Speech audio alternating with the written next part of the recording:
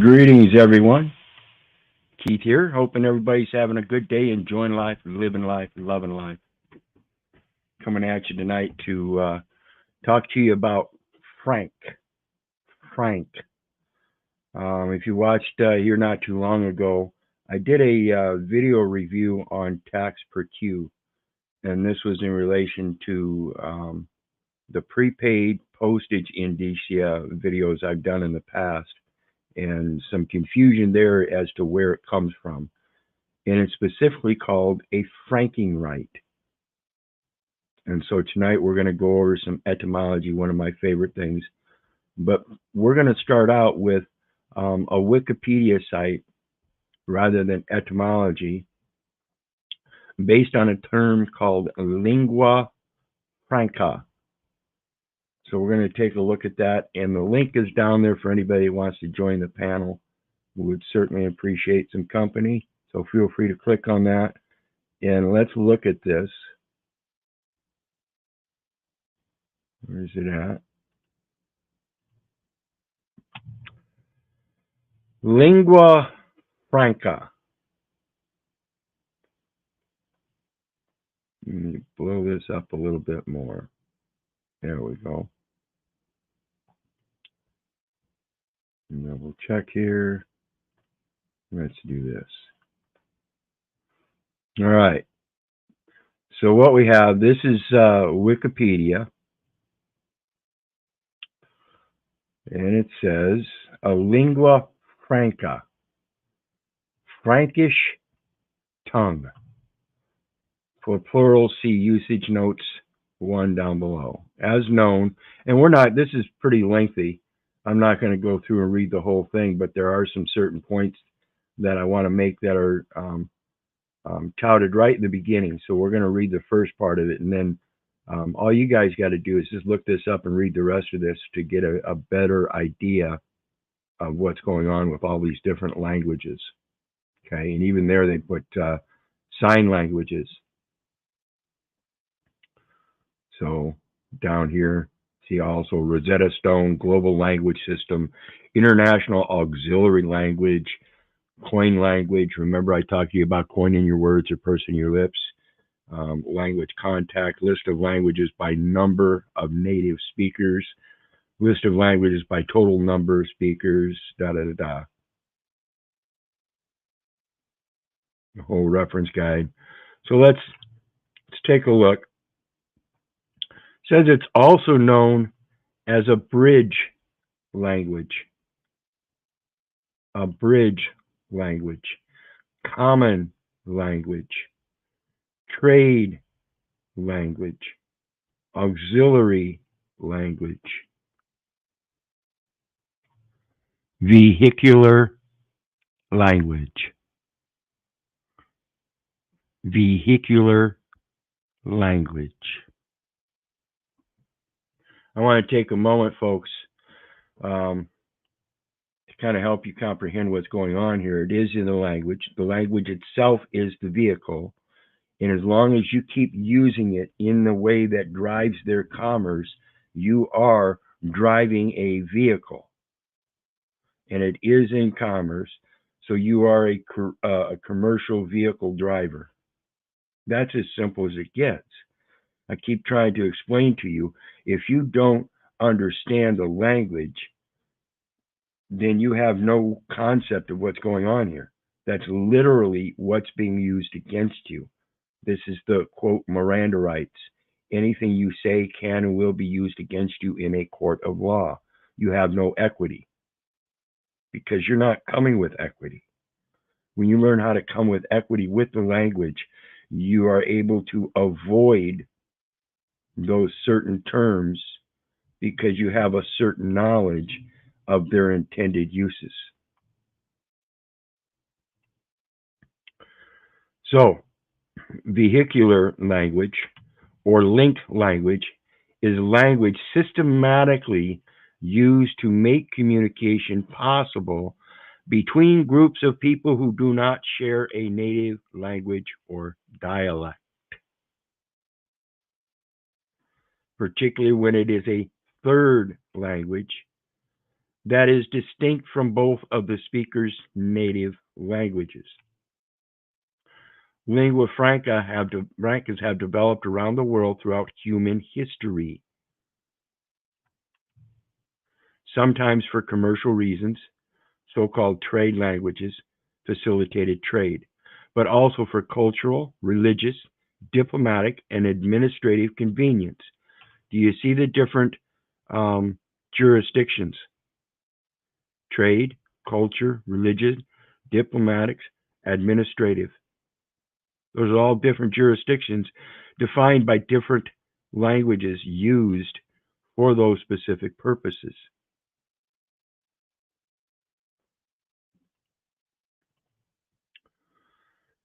And as a means of exchanging information between scientists and other scholars of different nationalities. The term is taken from the medieval Mediterranean lingua franca, a Romance-based pidgin language. Pidgin language. Pidgin language is a grammatically simplified means of communication that develops between two or more groups of people that do not have a language in common. And typically, its vocabulary and grammar are limited and often drawn from several languages. So you understand what English is now?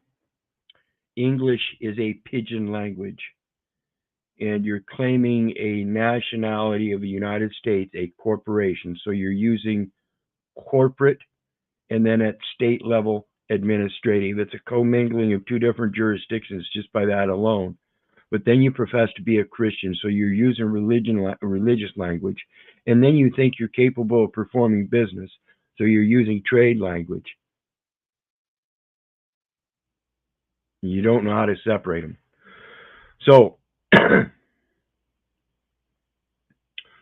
pidgin language, used especially by traders in the Mediterranean basin from the 11th to the 19th centuries. What happened between the 11th and 19th centuries? Was that all the Sedeke Vi and what we had, the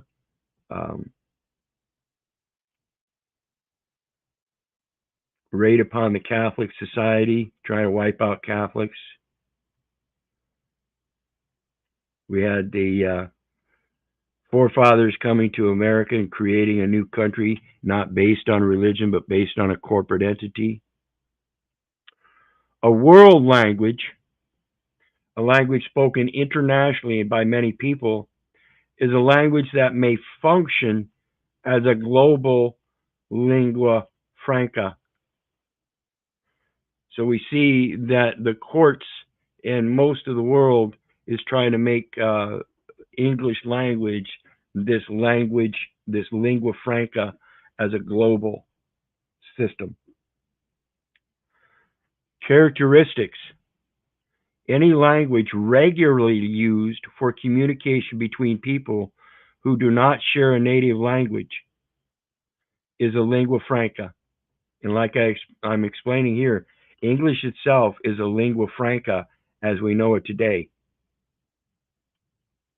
It's based on Latin, French, Greek, Italian, all kinds of language, Proto-Indo-European.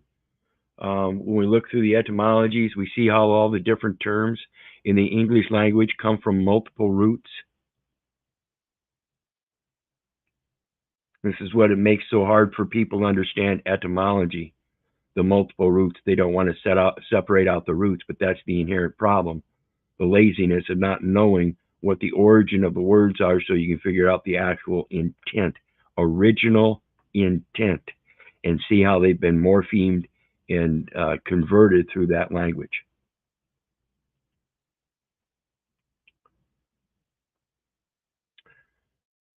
Lingua franca is a functional term, independent of any linguistic history or language structure. Independent of any linguistic history or language structure. Now, I briefly mentioned this one time in regards to Ebonics. It's a signification. Language is a signifying thing. That's all it is a signifying thing. So when we signify things, we can use other things that already signify something and translate them or transliterate them or whatever, convert them for our own use as a signification.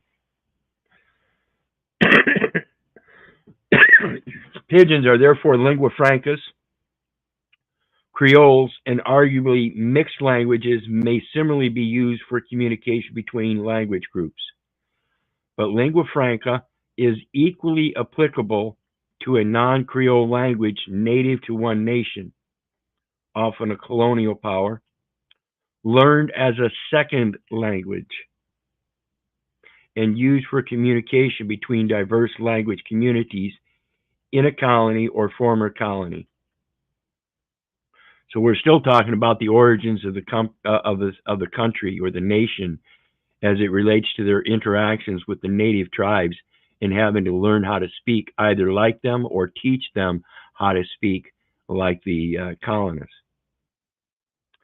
Lingua francas are often pre-existing languages with native speakers.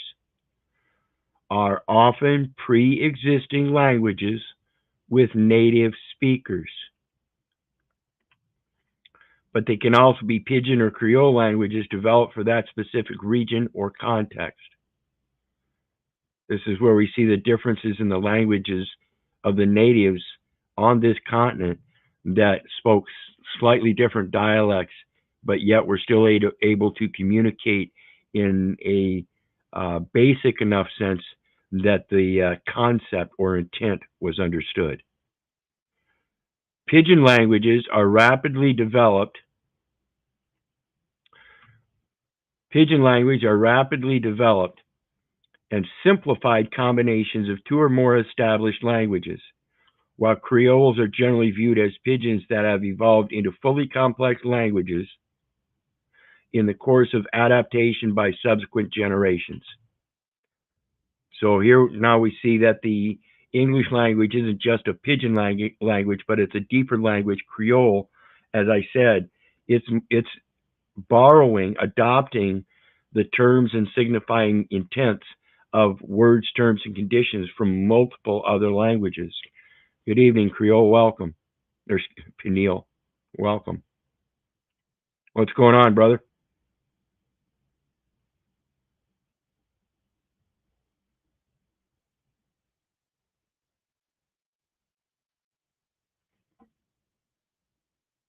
No, I'm just hanging. I'm enjoying the knowledge as usual. And yeah, I wasn't familiar with this terminology. Yeah, and that's the importance of doing your research and going back to the origins, so you know how things are developed and constructed. If you don't know that, you don't know that it's founded on a faulty foundation or not. That's why I urge people to learn this stuff and learn your coat of arms, your family crest, the heraldry, how you're supposed to express yourself in pictures as it relates to those kind of things, as well as how you go back and learn your own origins and talents to express yourself in the words. Just like coining your own words, when it comes to the franking thing about making your own homemade stamps, that's part of what we're talking about, is learning how to express yourself in a way that both parties can comprehend, and it's called a pidgin language.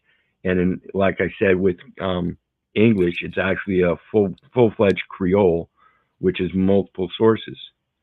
And that's the same concept in your heraldry and coats of arms and stuff, where you have a family crest that might have an expression of talents of 5 different family members, whereas your coat of arms is supposed to express your talents.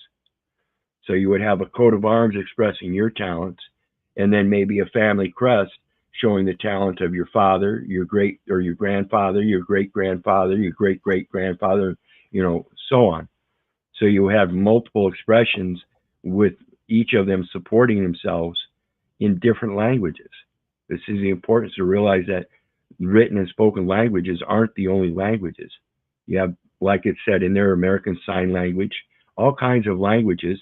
And then, of course, you have the different uses, like it showed there, the administrative, the corporate, the trade, the religious, and all that. So you have to have the ability, your plenary powers to look in various different subjective viewpoints as to how it relates to what you're using now. This is why I say, if you're going to sit there and use a term like on Jack's panel last night, to settle without settling, and not know how those words are used, and then try to placate that you can somehow settle without settling, this is trying to placate that you can do something without doing it. The whole issue I've had with Jack all along, and he's still doing it. It's in the language. I don't have a problem with Jack. What I have a problem with is the language that you use, and it's just like any other time you've heard somebody say that, you are manifesting yourself in your language. If you go around in life and you're sorrowful and all pity poo, you're going to have a pitiful life.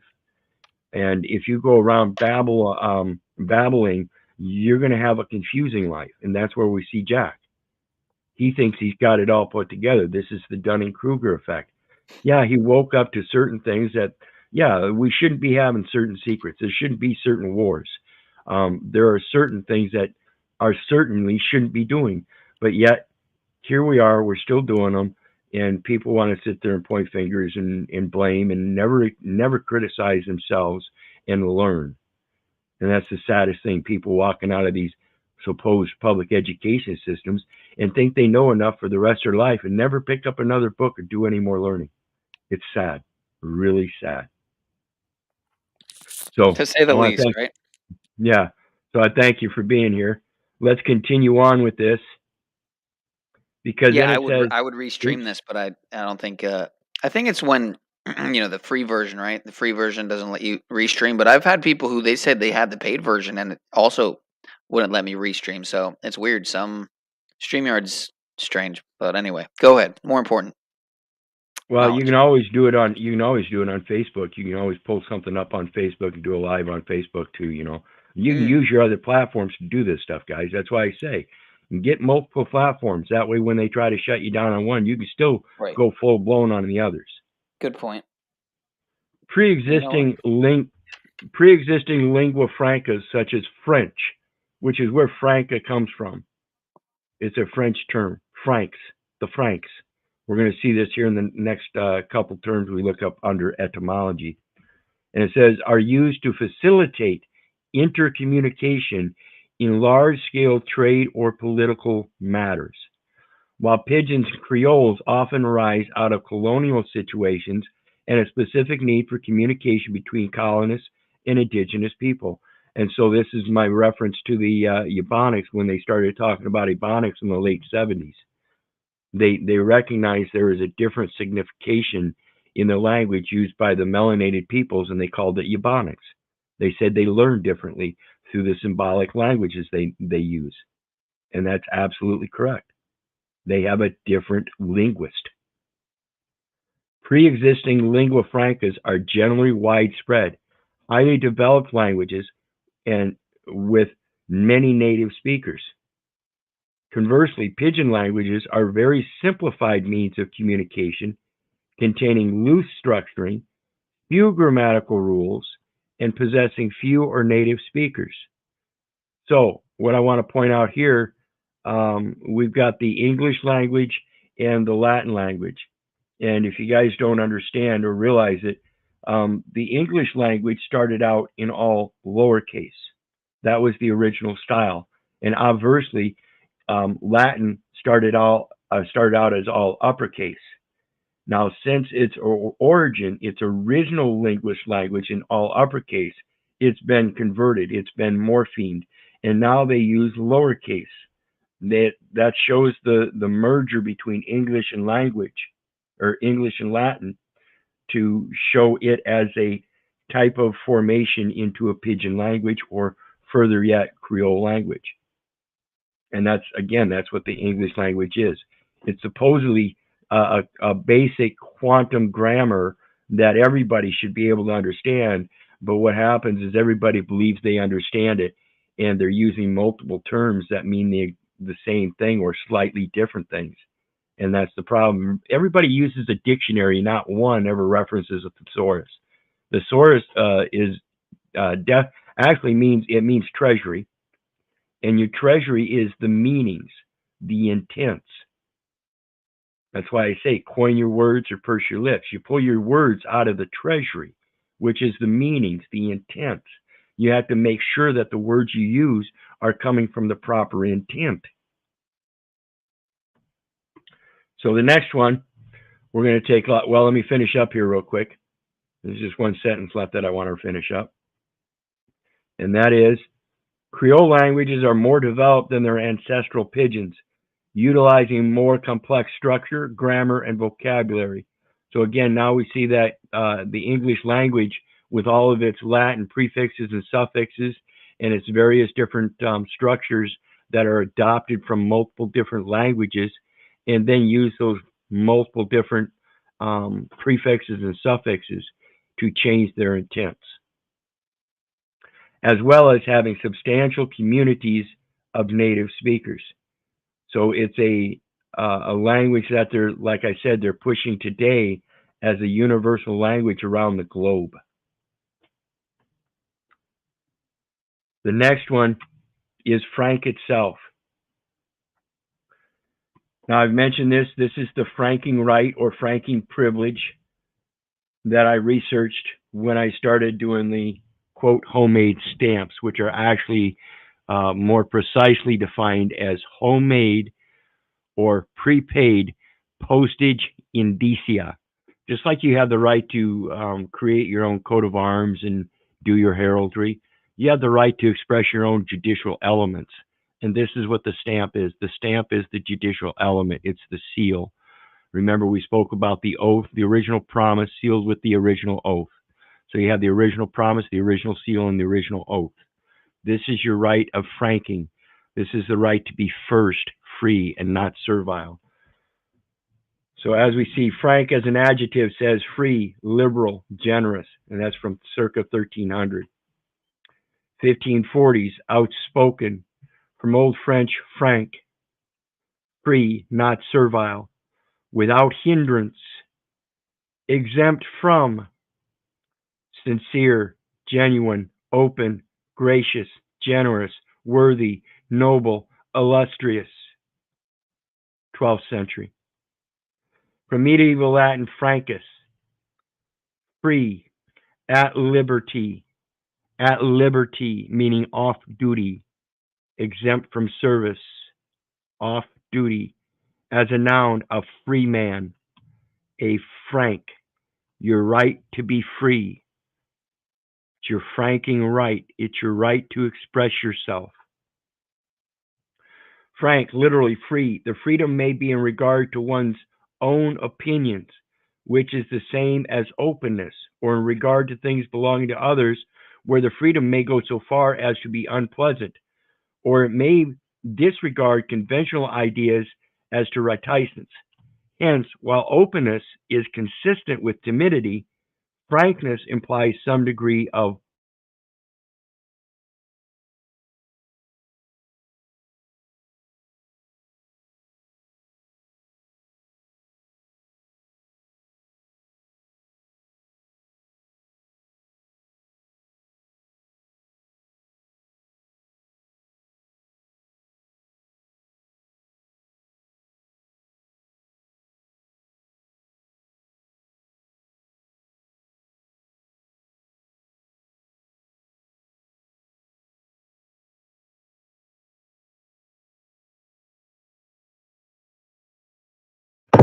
We seem to be experiencing some technical difficulties here, folks. Please be tuned.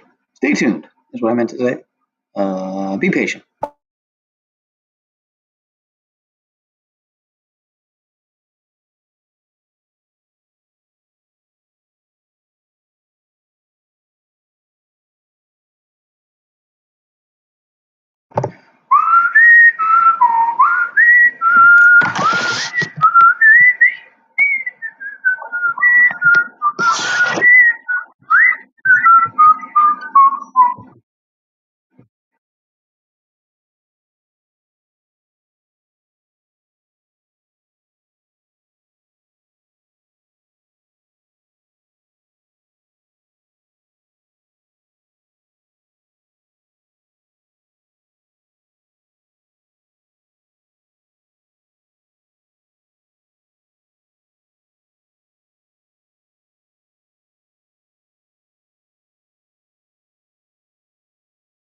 So this one time at law school, I got disbarred.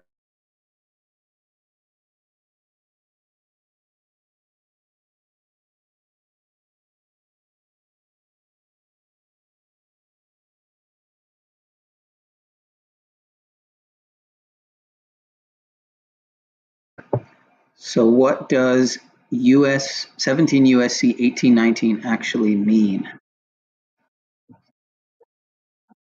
Okay, Wiz said, lost internet, be right back, give me a few.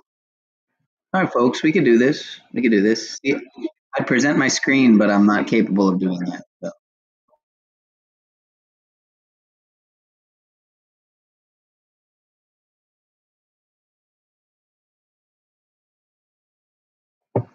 But shout out to Joseph K., also known as Truther Cop's doppelganger.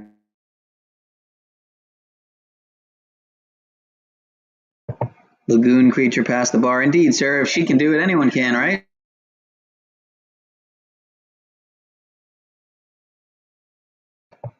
(18 USC 1719).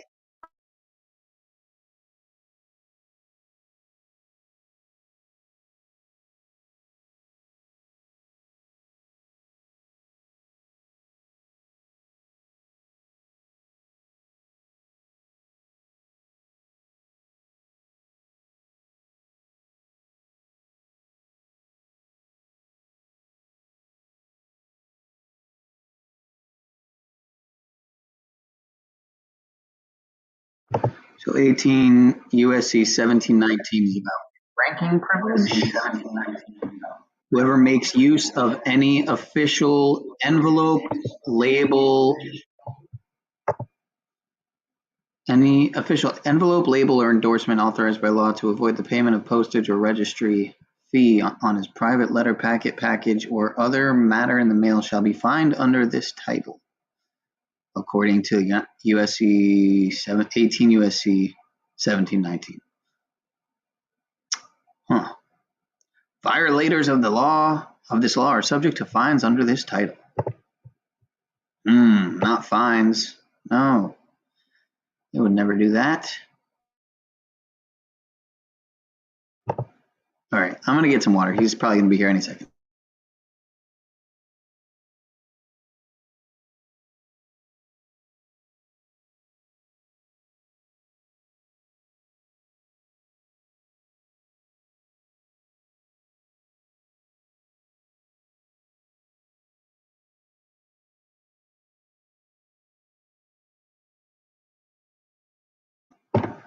All right, I got some water. 18 USC 1721. Prohibition against the unlawful sale or pledge of stamps. Well, you know who would know a lot about this is Mr. Wyzard, so he'll be here in a minute. But I think this is a sufficient picture to take his place in the meantime. I couldn't possibly take his place. Don't have the knowledge or the wherewithal in many ways. So much love and respect to Mr. Wyzard. He'll be back any second. He dropped a comment in the back chat, so no worries.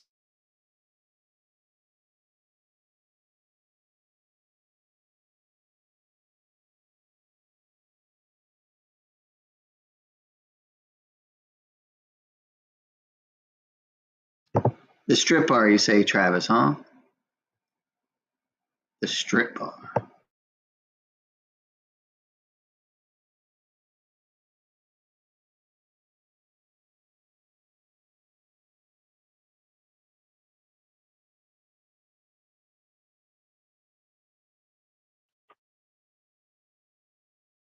Okay.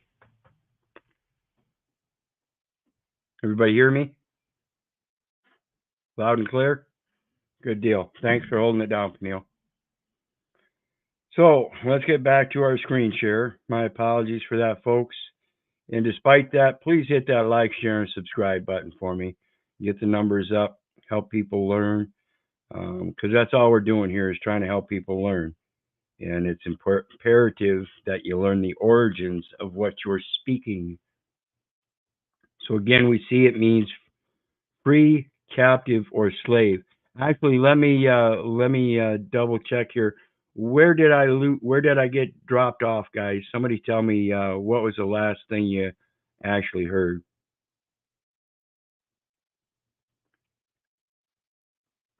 In 30 minutes, I'll be reviewing AM jurors fraudulent conveyance and transfers. Awesome, awesome.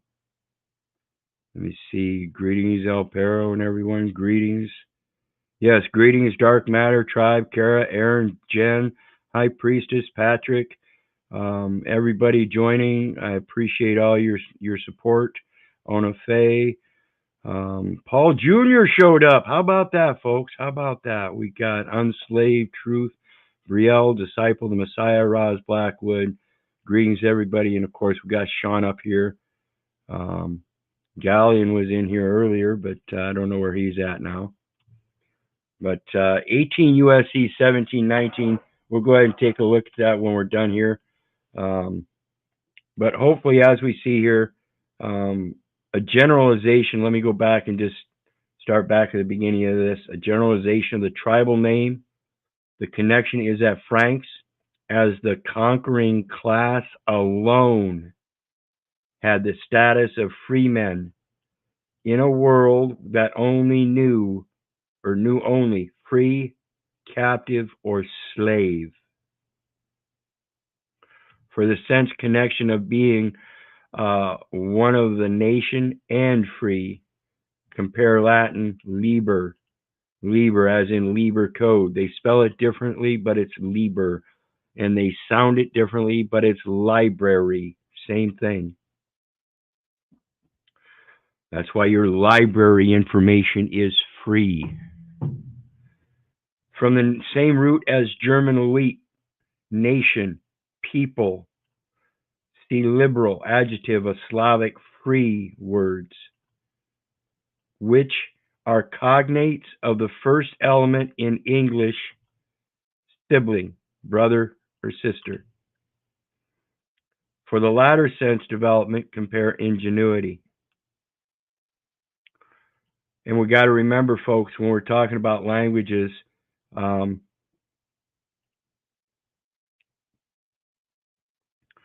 we're talking about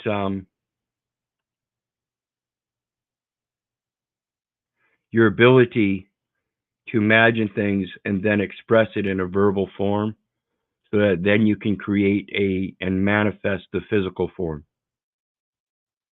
Frank as a noun, short for Frankfurter, in other words, a hot dog. American English, Franks and Beans, attached by 1953. Frank as a noun, capital F, Frank as a noun, one of the Germanic tribal peoples situated on the lower Rhine from 3rd century that conquered Romano-Celtic northern Gaul circa 500 CE. From their territory and partly from their language grew modern France and French. Old English, Franc, Franca, freeman, noble, Frank, Frenchman. From medieval Latin, Francus, a late Latin borrowing of Frankish, Frank, the people's self-designation. And that's right in line with the alone had status of freemen. They determined they themselves, by their own designation, were the only free men around, and that everybody else must be a captive or a slave. Okay?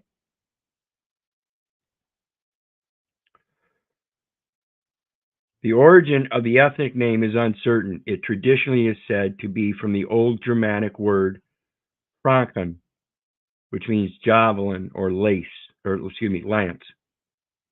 their preferred weapon. But the reverse may be the case.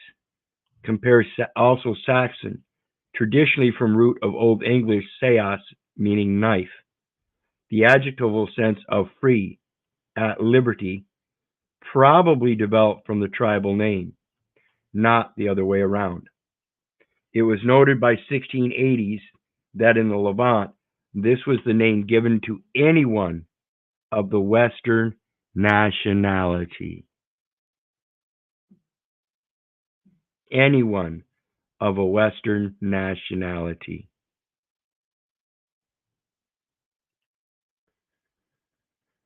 Frank, as a verb, pay attention. To free a letter for carriage or an article for publication, to send by public conveyance free of expense. From 1708. From shortened form of French, affranchir, from a to, plus franchir, to free, which is where we get franchise.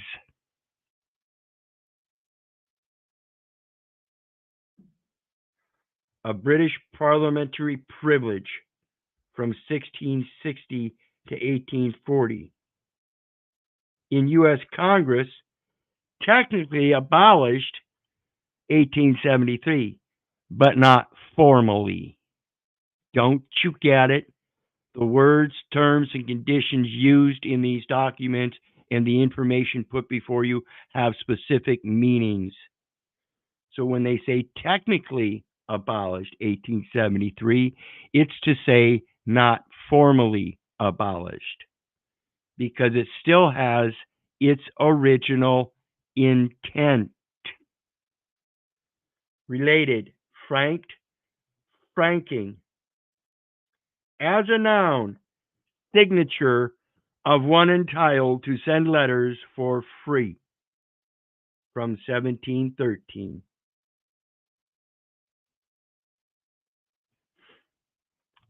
Franchise, late 14th century, to make free. From Old French franchise, past participle stem of franchir, to free. From frank, free. See frank as an adjective, which is what we just looked up above. That was the first one. Franchising is from 1570s. The commercial licensing sense is from 1966. From 1966. That's the year I was born, and that's the implication of the enumeration at birth. The enumeration at birth is the franchising of a legal entity, of the corporate entity of the United States by one of its subsidiaries, one of the states. So we have to think about this stuff and realize we are the free men. We were born into sin, but that doesn't mean we were born captives or slaves. We were born free, and we were born free into sin so that we could observe it, go through the tests of life, and come out clean. No one's perfect, though, so we get a little dusty along the way. This is why we repent and ask for forgiveness. The next one, Frankentor, how I have no idea. It's obviously French. Frank Tireur. I'll do the best I can. Sharpshooter of the irregular infantry. 1808 French, literally free shooter. From Frank, free, and Tireur, shooter. To draw. To draw. Did someone draw a name by putting several strokes on a piece of paper and draw out a name? This is what it's about, folks. You have to go back to the origins.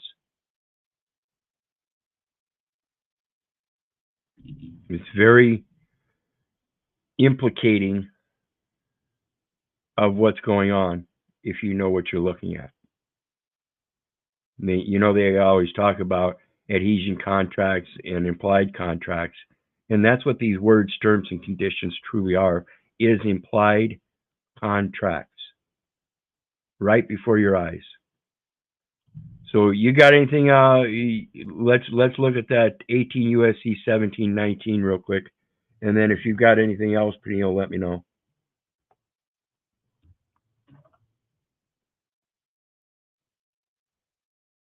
Yeah, see, they call this a franking privilege. Okay, let's take a look. 18 U.S.C. 1719, and they call it a franking privilege, and that's why it's going to say under this title, whoever makes use of any official envelope, label, or endorsement authorized by law to avoid the payment of postage or registry fee on his private letter, packet, package, or other matter in mail shall be fined under this title. Okay. So there's some distinct differences.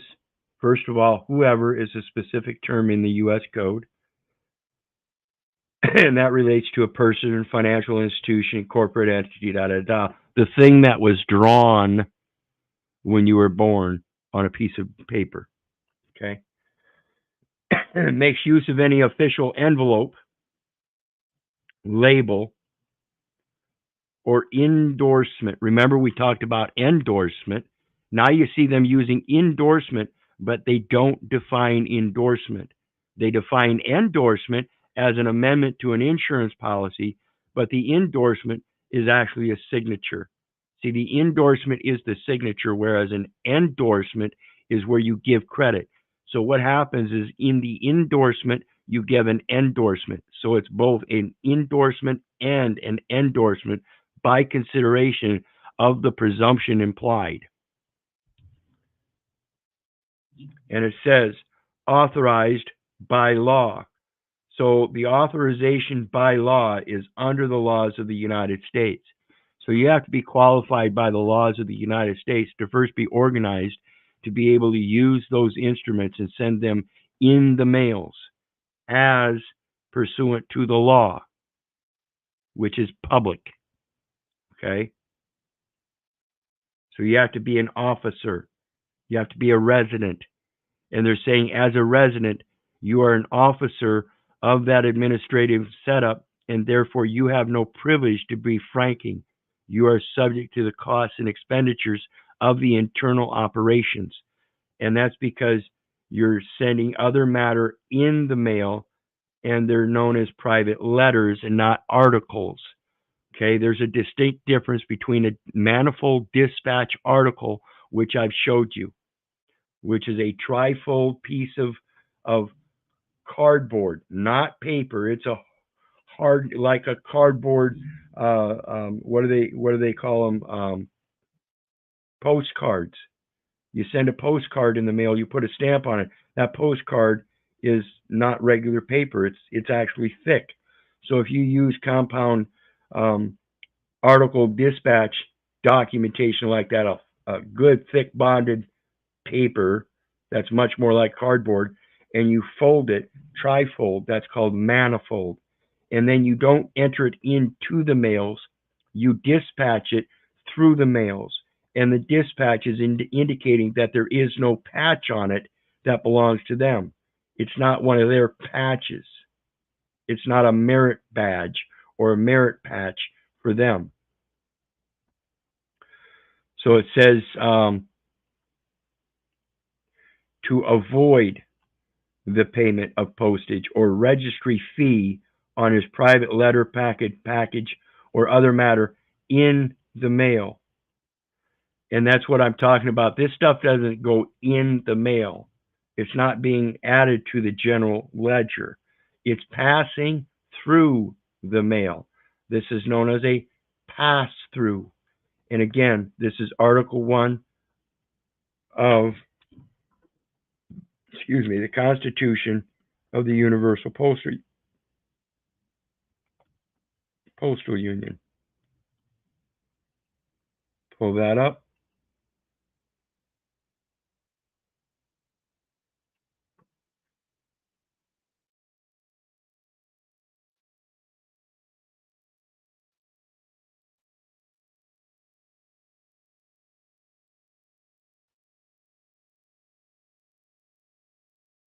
Preamble.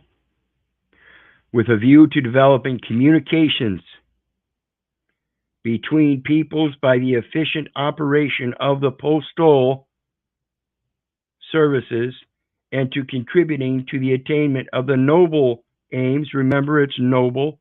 Frank means noble.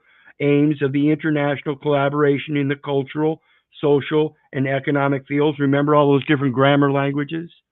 The plenipotentiaries, this is your plenary powers to be able to do all of your own banking, accounting, tax work, all of it. You should be able to be self-confident to do all of it yourself and make your own discernment instead of taking upon the convenience and comfort of letting everybody else in society claim they're professionals to let them do it for you. This is just stupidity. Of the governments of the contracting countries have, subject to ratification, acceptance, or approval, adopted this Constitution. Again, it's an adoption. I cannot stress that enough. Article 1. The countries adopting this Constitution shall form under the intergovernmental organization entitled the Universal Postal Union, a single postal territory for the reciprocal exchange of postal items, not letters. Postal items would be letters and articles and shipping packages, parcels, and otherwise. So you have to define what postal item it is. But then it says freedom of transit shall be guaranteed throughout the entire territory of the Union, subject to the conditions specified in the acts of the Union and any additional protocols thereto, herein after collectively acts of the Union.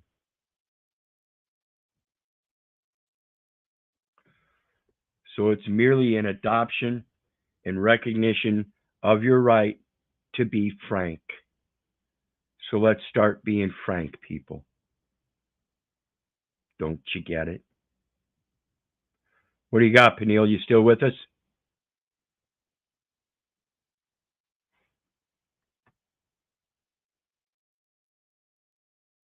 Peniel.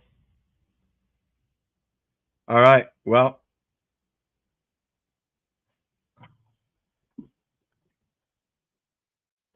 all right. I guess he's not with us, so we will end it for tonight. I do appreciate everybody's support. Again, kindly thank you.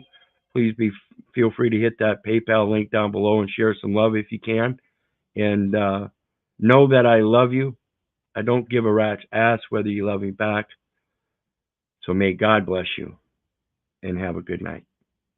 We'll see you next time.